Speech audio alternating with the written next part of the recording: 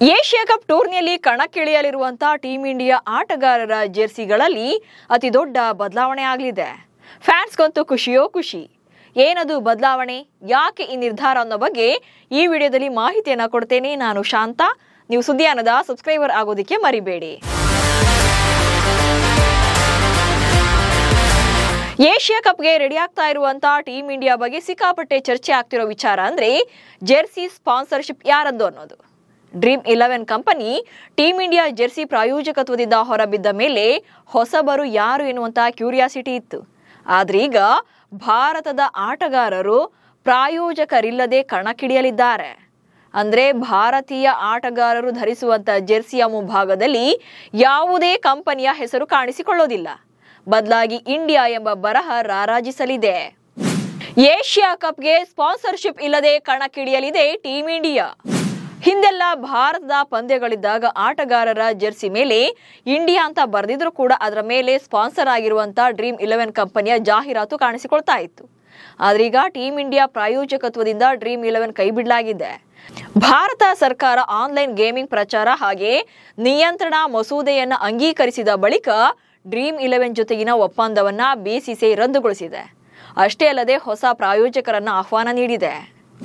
2023ರಲ್ಲಿ dream 11 ಹಾಗೆ BCCI ನಡುವೆ $44 million ಅಂದ್ರೆ ಭಾರತೀಯ ಕರೆನ್ಸಿ ಪ್ರಕಾರ ಹೇಳೋದಾದ್ರೆ 358 ಕೋಟಿ ರೂಪಾಯಿಗೆ ಒಪ್ಪಂದ ಆಗಿತ್ತು. ಅದರಂತೆ 2026ರವರೆಗೆ ಡ್ರೀಮ್ 11 ಟೀಂ ಇಂಡಿಯಾದ ಜೆರ್ಸಿ ಮೇಲಿನ ಪ್ರಾಯೋಜಕತ್ವದ ಹಕ್ಕುಗಳನ್ನು ಹೊಂದಿದ್ರು.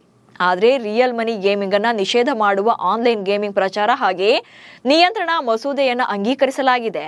ಈ ನಿಯಮದ ಕಾರಣ ಡ್ರೀಮ್ 11 ಜೊತೆಗಿನ 358 ಕೋಟಿ ರೂಪಾಯಿಗಳ ಒಪ್ಪಂದವನ್ನ ಬಿಸಿಸಿಐ ಕೊನೆಗೊಳಿಸಿದೆ.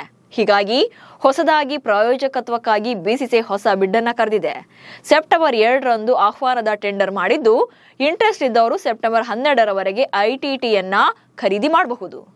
ಇನ್ನು ಸೆಪ್ಟೆಂಬರ್ 16ರಂದು ಅಂತಿಮ ಬಿಡ್ಗಳ ಸಲ್ಲಿಕೆ ನಡೆಯಲಿದೆ. ಆದರೆ ಏಷ್ಯಾ ಕಪ್ ಶುರುವಾಗೋದು ಸೆಪ್ಟೆಂಬರ್ 9ರಂದು.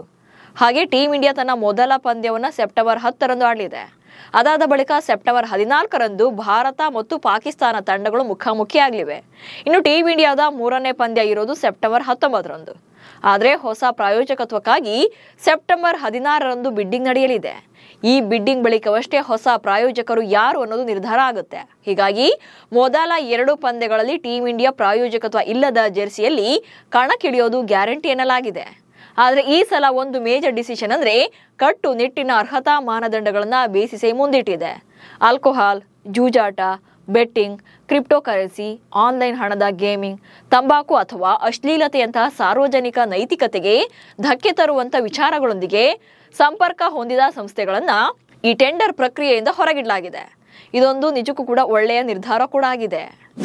ಒಟ್ನಲ್ಲಿ ಏಷ್ಯಾ ಕಪ್ ಆರಂಭದ ದಿನಗಳಲ್ಲಿ ಸ್ಪಾನ್ಸರ್ಶಿಪ್ ಇಲ್ಲದೆ ಇರುವುದು ಜೆರ್ಸಿಯಲ್ಲಿ ಇಂಡಿಯಾ ಹೆಸರು ರಾರಾಜಿಸಲಿದೆ. ಬಳಿಕ ಯಾವ ಹೊಸ ಕಂಪನಿಗೆ ಪ್ರಾಯೋಜಕತ್ವ ಸಿಗಲಿದೆ ಅನ್ನುವಂತಹ ಕ್ಯೂರಿಯಾಸಿಟಿ ಕೂಡ ಜಾಸ್ತಿ ಆಗ್ತಾ ಇದೆ. ನಮಸ್ಕಾರ.